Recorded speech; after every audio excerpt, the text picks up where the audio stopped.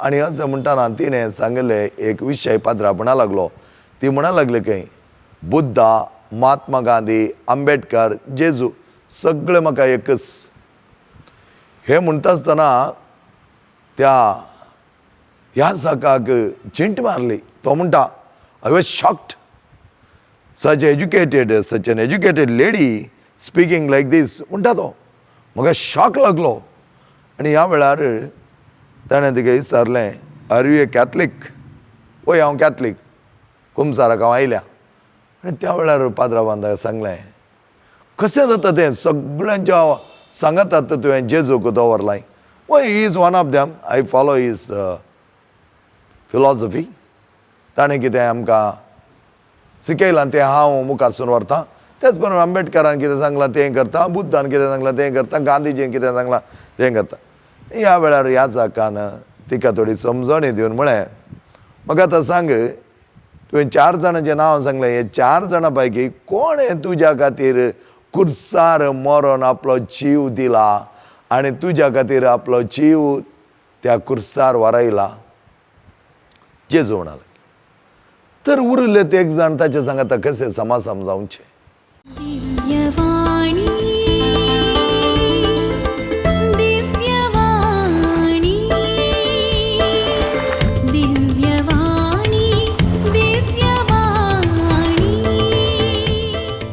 आणि असं म्हणताना तिने सांगले एक विषय पात्र म्हणा लागलो.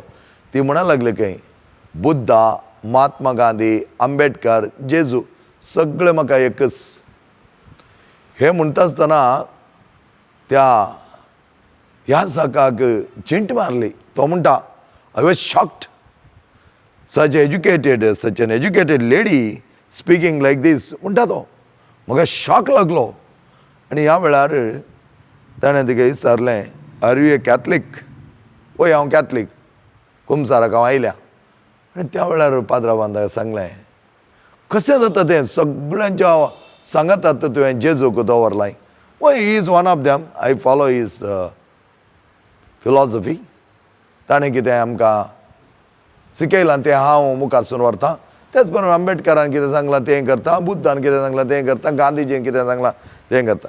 ह्या वेळार ह्या जाकान तिका थोडी समजणी दिवन म्हळें म्हाका आतां सांग तुवें 4 जाणांचें नांव सांगलें. हे 4 जाणां पैकी कोणें तुज्या खातीर कुर्सार मरोन आपलो जीव दिला आनी तुज्या खातीर आपलो जीव त्या कुर्सार व्हरयला.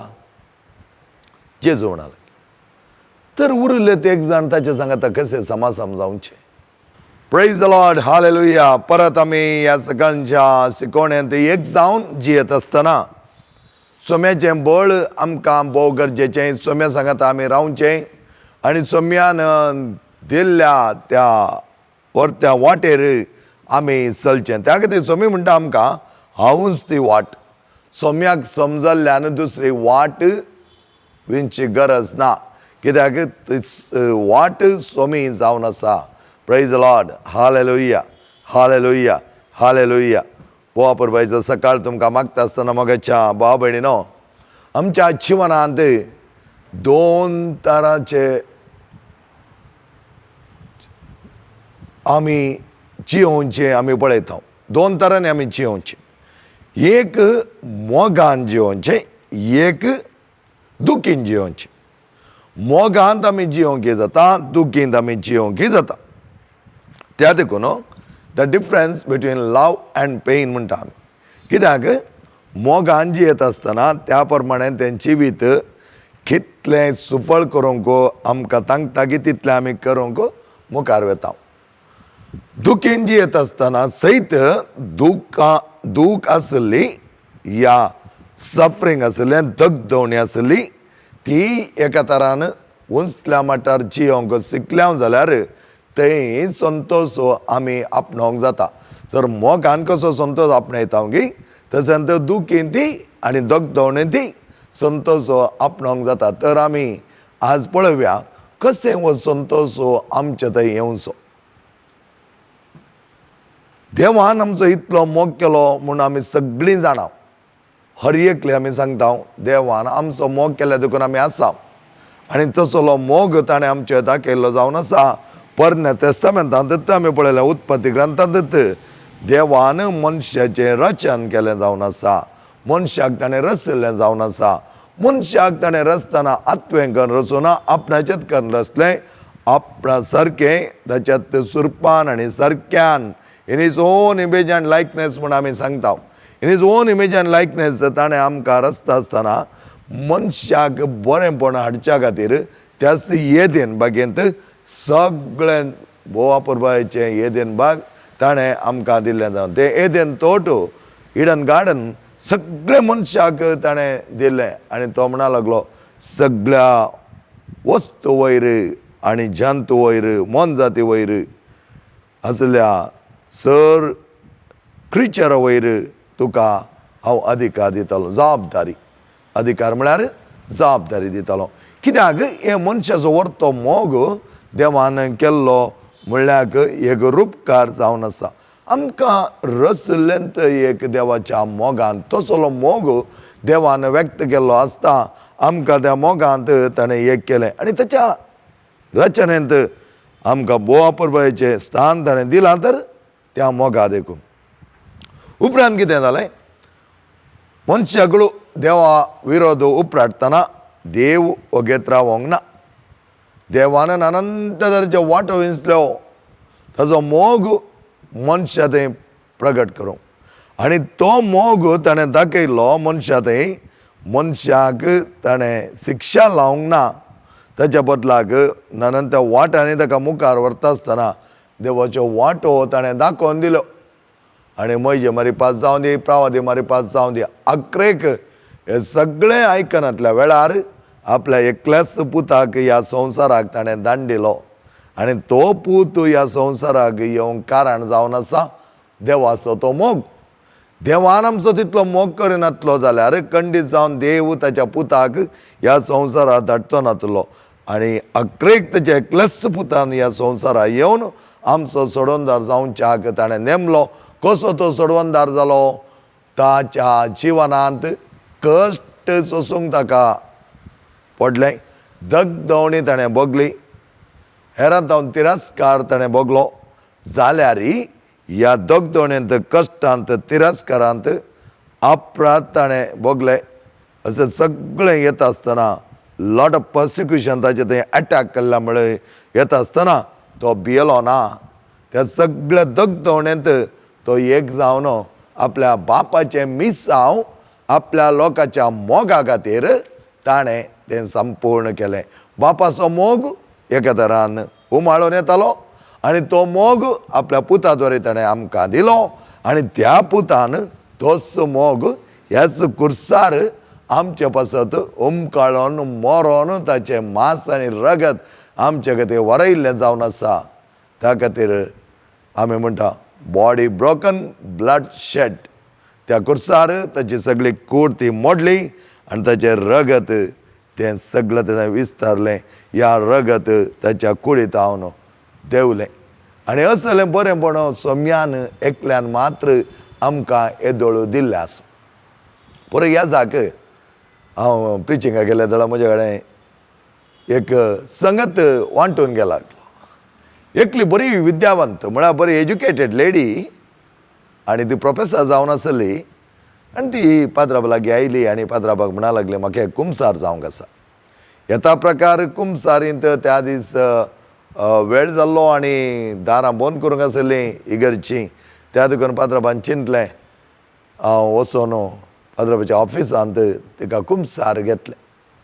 आनी कुंसार घेता आसतना कितें जालें ती सांगून वता आसली आनी अशें म्हणटाना तिणें सांगलें एक विशय पाद्राब म्हणा लागलो. ती म्हणा लागली खंय बुद्धा, महात्मा गांधी, आंबेडकर, जेजू सगळे म्हाका एकच. हे म्हणटा आसतना त्या ह्या साकाक चिंट मारली. तो म्हणटा I was shocked. Such an educated lady speaking like this म्हणटा तो. म्हाका शॉक लागलो. आनी ह्या वेळार ताणें तिका विचारलें आर यू ए कॅथलीक. वय हांव कॅथलीक. कुंसाराक हांव आयल्या. आनी त्या वेळार पाद्राबान ताका सांगलें कशें जाता तें सगळ्यांच्या सांगतात तुवें जेजूक दवरलाय. Why he is one of them. I follow his philosophy ताणें कितें आमकां शिकयलां तें हांव मुखारसून व्हरतां. तेच प्रमाणे आंबेडकरान कितें सांगलां तें करता, बुद्धान कितें सांगलां तें करता, गांधीजीन कितें सांगलां तें करता. ह्या वेळार ह्या जाकान तिका थोडी समजणी दिवन म्हळें म्हाका आतां सांग, तुवें 4 जाणांचें नांव सांगलें, हे 4 जाणां पैकी कोणें तुज्या खातीर कुर्सार मरोन आपलो जीव दिला आनी तुज्या खातीर आपलो जीव त्या कुर्सार व्हरयला? जेजू म्हणाले. तर उरले ते एक जाण ताचे सांगाता कशें समजावचे ना, तांचे चिंतप सगळें पळयत आसतना सारकें म्हूण दिसता. त्या वेळार पात्राबांदेकार सांगलें, गांधीजीत म्हणा लागलो, I love Christ, I love Christ because I follow his truthfulness. आनी ताचे ते सॅक्रिफिशियल आस्पेक्ट हांव मस्त लायक करता म्हणलें ताणें. आनी त्या गांधीजीन तें सांगिल्लें आसता. तूं म्हणटाय जेजूय तांचे सांगाता एक म्हणून वरयताय न्ही म्हणटा आसतना ती म्हणा लागली वय. आनी पात्राबांदेकार सांगलें, एक घडी भर ताच्या रुमांत ऑफिसांत एक क्रुसिफिक्स आसलें, त्या क्रुसिफिक्सा वयर एक तुजी नदर घाल आनी त्या क्रुसिफिक्साक पळय, त्या क्रुसिफिक्सार कोण तुज्या खातीर मरण पावला आनी कित्या खातीर तो मरण पावला आनी त्या देखून तुका कितें जालां म्हूण सवालां विचारतना ती विद्यावान स्त्री म्हणा लागली खंय म्हजी सूख जाली. हांव एक जाणवाय आसा म्हणून कितेंय उलयल्यार जाता म्हणल्यार बरें उलयलें वय. म्हजें तें चिंतप हांव खंडीत जावन तुमी म्हाका बदलोवंक म्हाका कुमक केली आनी बरें खुमसार हांव जाली. आनी मुखार म्हज्या सोम्याक हांव केन्नाच हेरां सांगाता तुलान करची ना. सोम्यान दिल्लो तो मोग कोणेंच दिवंक जायना म्हणा लागले खंय. ह्या वेळा इम्मान्युएल कांतान म्हणलीं उतरां म्हाका उडास येतात. त्या सोम्याच्या मोगांत ती गुंडाय आसली. केन्ना हांव कुर्सा पोंदा वचोन दिंबी घाल त्या कुर्सार म्हजी दिश्ट लायता आसतना त्या सोम्याच्या मुखामळांत हांव त्या सोम्याच्या सगळ्या मस्तकांत हांव सोम्याच्या त्या कुडींत हांव देवचें रगत म्हाका दिसता आसतना त्या सोम्याच्या मोगाची गुंडाय म्हज्या काळजांत रोंबुल्ली जावन आसा. आनी तीच जणवाय सोम्यान म्हाका दिल्ली शिवाय हेर कितेंच जणवाय म्हाका कोणेय बायल्यांनी दिवना. सगळी जणवाय म्हजे थंय देवल्ली त्या कुर्साच्या त्या मुखामळांत हांव. आनी त्या कुर्साक हांव हर एका दिसा पळयतालो, कुर्सा मुखार दिंबी घालतालो आनी म्हाका कितें सोम्याच्या मोगा विशयान बरोंक आसा तें सगळें त्या कुर्सांत हांव म्हज्या त्या तकलेक देवल्लें जावन आसा. आनी त्या देखून हांवें ती चिंतपां गुंडायची चिंतपां मोगाचे देवाच्या मोगाची आज म्हज्या बुकांनी लिखली जाल्यार तें देवल्लें जावन आसा त्या कुर्सांत हांव. Praise the Lord. Hallelujah, hallelujah, hallelujah. मोगाच्या भावान आनी भयणीनो, आमी पळयलें जाल्यार सोम्याचें तें वर्तें जिवीत आमच्या खातीर त्या कुर्सार व्हरयलेलें जावन आसा. वर्तें बुन्याद मोगाची.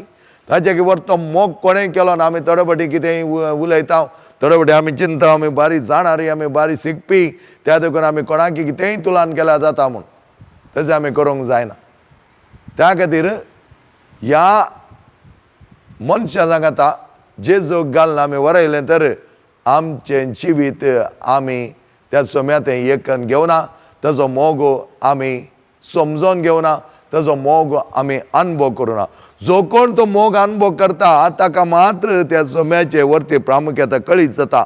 जो कोण तो अनुभव करिना ताणें आपणाक आयल्या बरी उलोवंक जायना. कित्याक की म्हळ्यार सोम्याचो सॅक्रिफीस अनुभव करच्यांक मान्य. सोम्याचो सॅक्रिफीस हर एका भुरग्या खातीर, हर एका मनशा कुळान ताचे सल्वास जाय ताणें शिक्षक वळख जावन वचो, ताचे नाश जावन वचो म्हणल्या खातीर सोम्याचो तो मोग.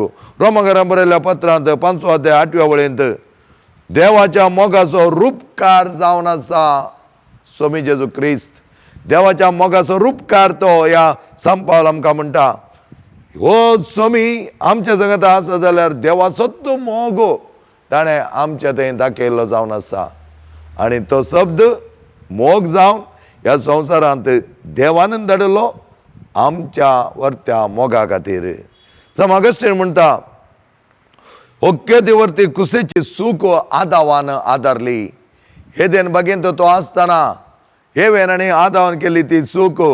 आमी जायते जाण म्हणटात आनी सूख करनासल्यार आमचें जिवन सुबळ आसचें पूर्ण ऑगस्टीन म्हणटा कितली अपुरबायची हॅपी फॉल्ट म्हणटा तो ताका तो हॅपी फॉल्ट म्हण आपयता.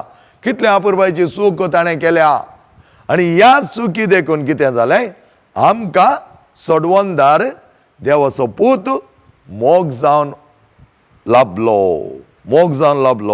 त्या देखून सोडवोनदार आमकां मेळ्ळे जाय तर आतां आनी येवचे ते पातक कारण जाल्लें जावन आसा आनी त्या पातकांतावन आमकां मेकळें करूं आमकां दोन काण आमकां साल्वासांव करच्या खातीर देवाचो मोग ह्या संवसाराक आयिल्लो जावन आसा.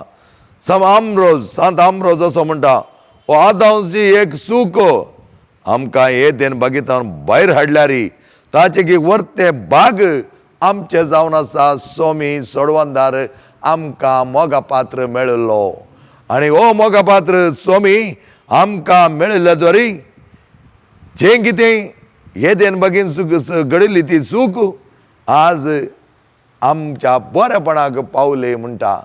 त्या देखून स्वामी आमकां मेळटा आसतना तसलो मोग देवाचो आमकां ताणें ताच्या पुता द्वारे दिल्लो जावन आसा. आमी भुरग्यांक शिकप दिता जायते टॅलंटां तांची इम्प्रूव करच्या खातीर तांकां नाना तराच्या तरबेती घालता नाना तराच्या क्लासी घालता.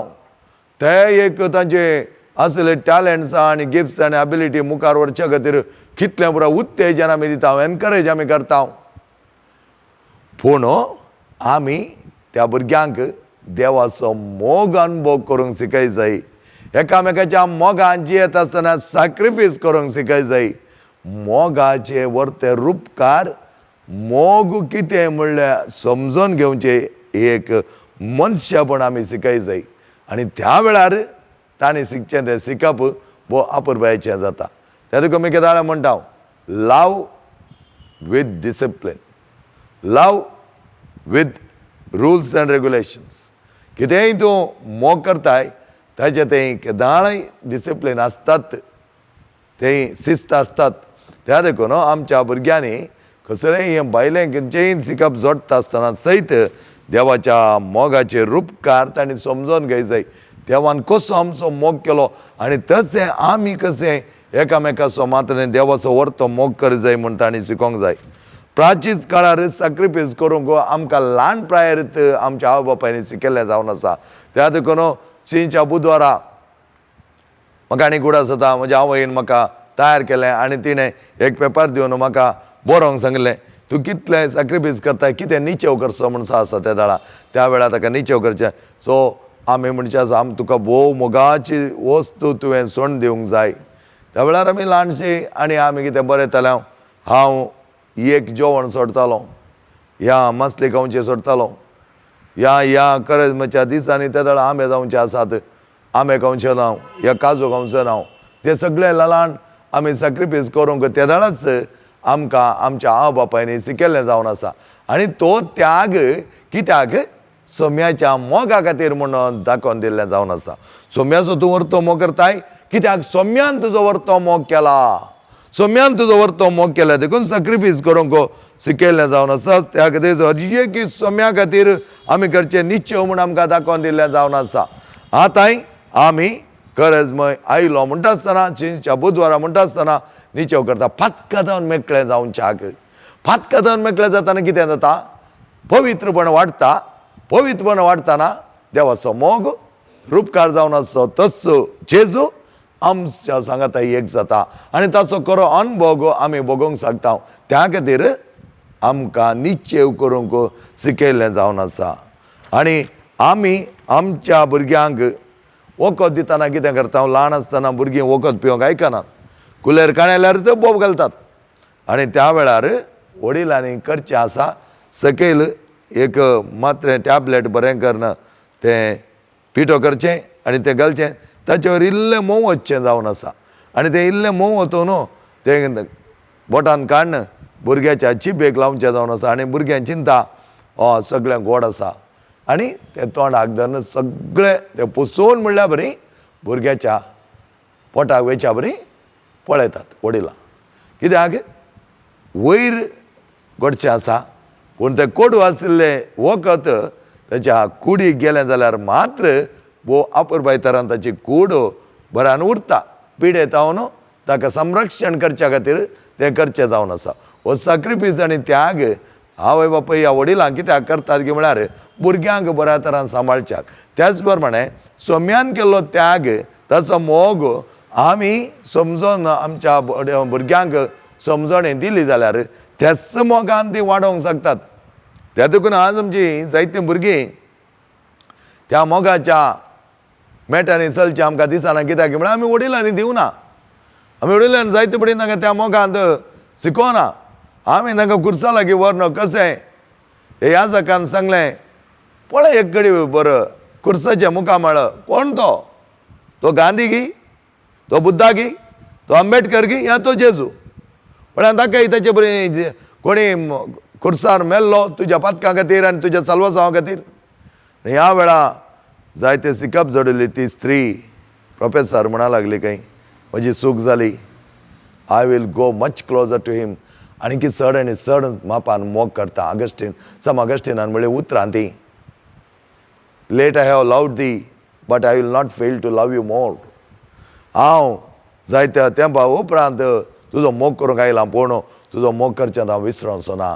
आनी की चड आनी चड तुजो मोग हांव करतलो.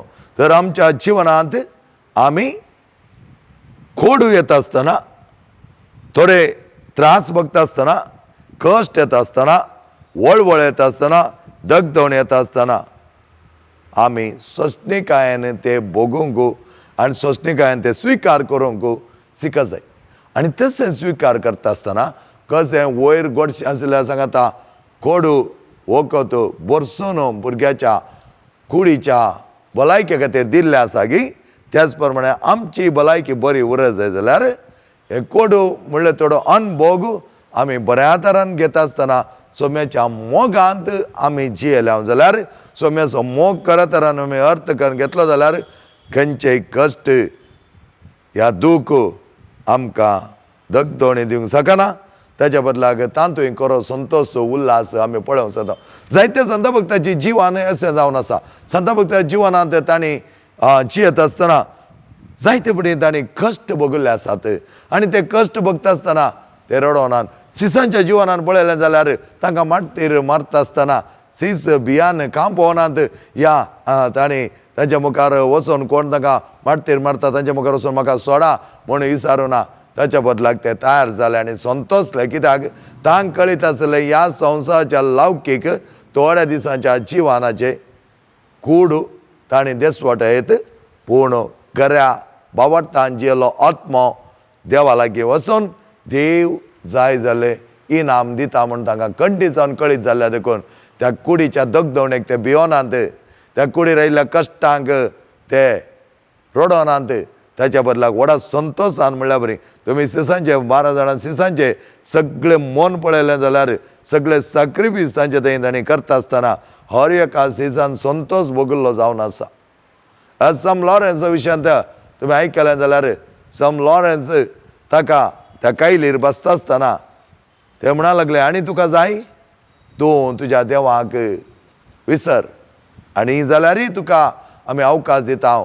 त्या कायलीत हांव खाण तुका जिवीत जियोंक दिता. पूण सम लॉरेन्स म्हणा लागलो खंय एक कूस बसली आनी एक कूस परतून घाल. धैर्य दगदवणी कश्ट सोम्याच्या मोगांत जियेत आसतना ते कश्ट म्हणून तो लेखूंक जायना. त्या देखून आमच्या जिवनांत असले अनभोग जाता आसतना थोडेपणी सॅक्रिफीस करून आमी जियोंक शिकत जाय. देवाचो मोग विस्तारूंक शिकत जाय. तेन्ना खंडीत जावन आमच्या क्रिस्ती बावटाची कुणां आमी जियेतल्या आनी क्रिस्त आपल्या कश्टां खातीर भियोन त्या खुर्सांत हांव देवलो जाल्यार आमकां सर्वांगी नवें जिवीत मेळचें जातलें. तो भियोना आपल्या बापाचें मिसांव ताका कळीत आसलें आनी त्या बापाच्या मिसांवाक तो कल जालो आनी त्या प्रमाणे जियेलो. मत्तेचो अंजल 16वो अध्याय 24 आनी 25 वळ आमकां अशें कितें सांगता पळया. उपरांत जेजू आपल्या सिसांक म्हणालो कोणाक जर म्हजो पाटलाव करूंक खुशी आसा तर आपणाकच तो इन्कार करूं दी, आपलो कुरीज उखलून घेवं दी आनी म्हज्या पाटल्यान येवं दी. जो कोण आपलो जीव वाचोवंक सोदता तो आपलो जीव वगडायता पूण जो कोण म्हज्या पासत आपलो जीव वगडयता तो आपलो जीव निजाकी वांसयता. पळया, आपलो जीव सोम्या खातीर कोण वगडयता तो निजाकी आपलो जीव वाटयता. आनी हें जालें बरें चिंतप आनी हें जालें बरीं उतरां देवान आमकां आमच्या जिवनांत दिल्लीं जावन आसात. हे फुडें एका कॉलेजीची भुरगीं एक एज्युकेशनल टुराक वचूंक घाल्ले आनी टुराक वता आसतना तांकां आपणालें एका ड्राय लँडाक ऑलमोस्ट. थंय पावस उणो आसलो, उदकाची सवलताय उणी आसली आनी थंय आसली सगळीं झाडां इल्लीं बावुल्लीं दिसतालीं. आनी हे थंय गेले जाल्यार पळयता सुत्तुरान सगळीं झाडां सदांच बावल्या.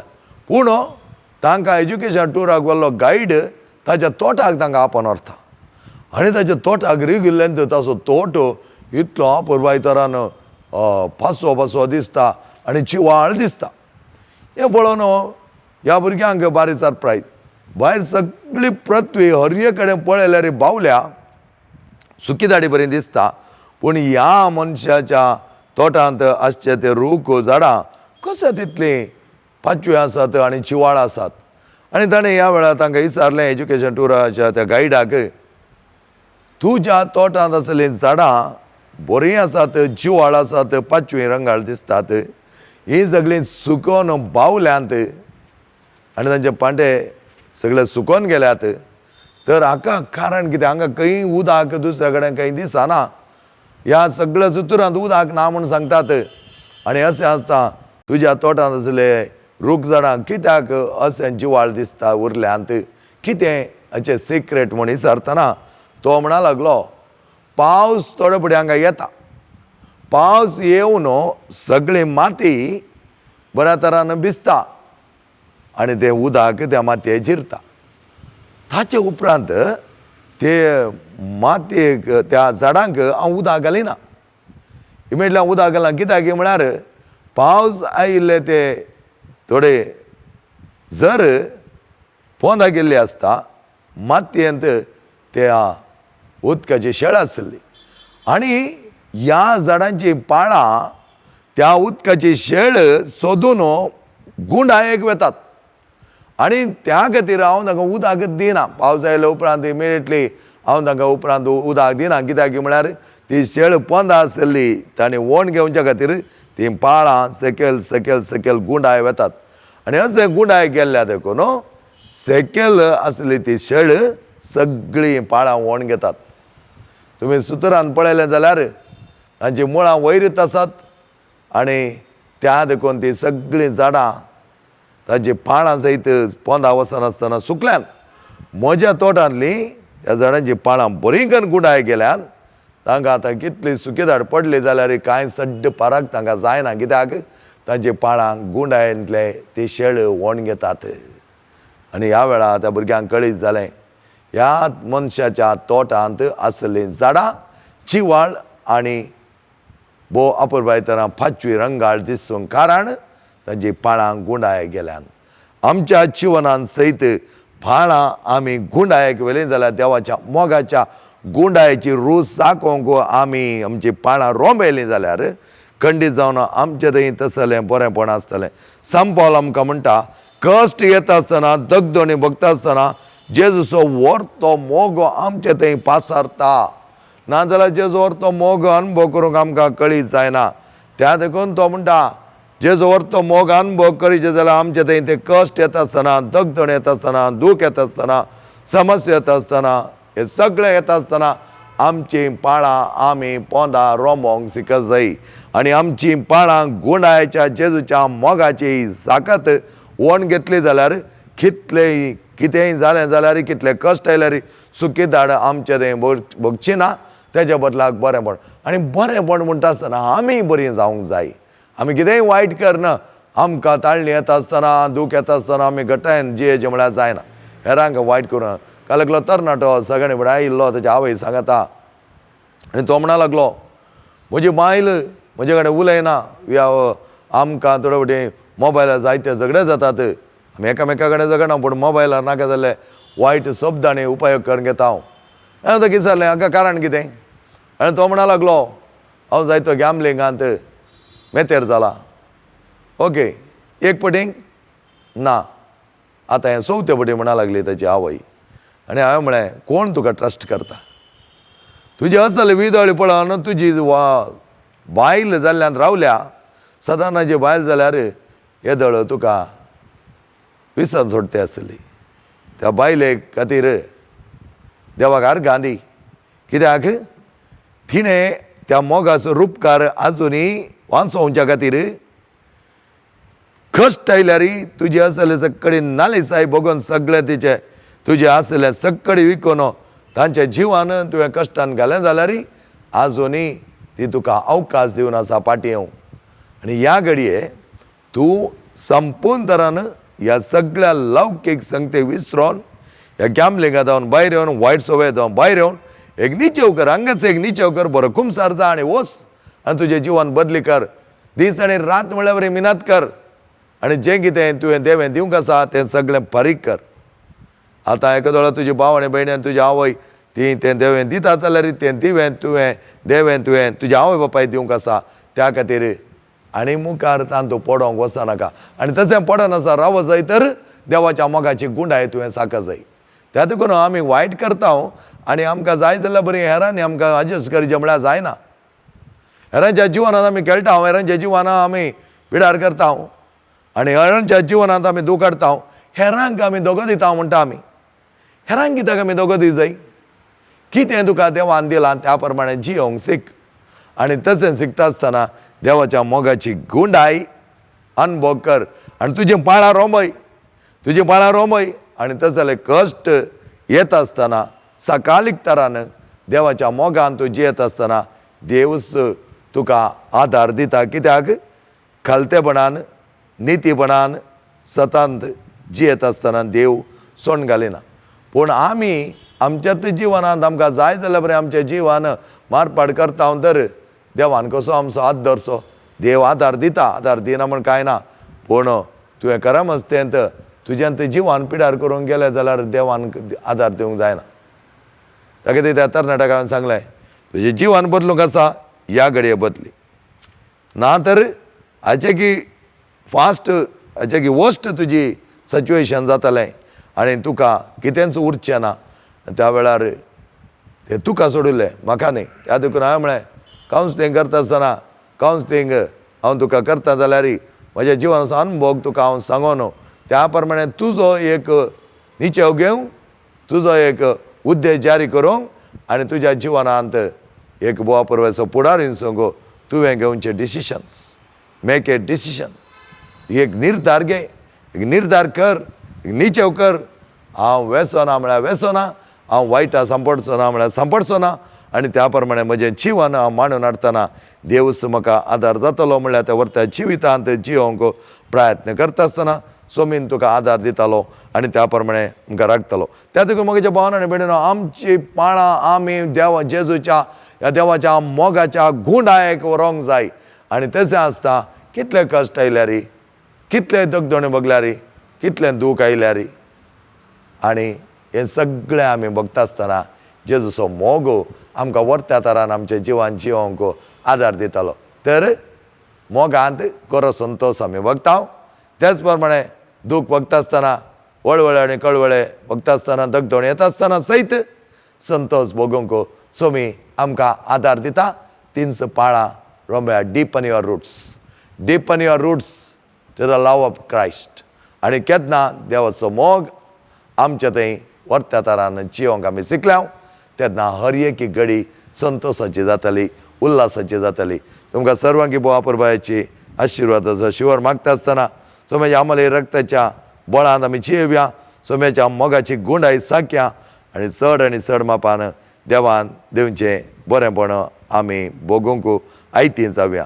विनोद गांगुळे आनी ताच्या टिमाक आनी सर विक्षकांक बरें मागता आसतना देवाचे आशिर्वाद सदांच तुमचे थंय आसूं. बापाचे आनी पुताचे आनी पवित्र आत्म्याचे नांवी आमेन.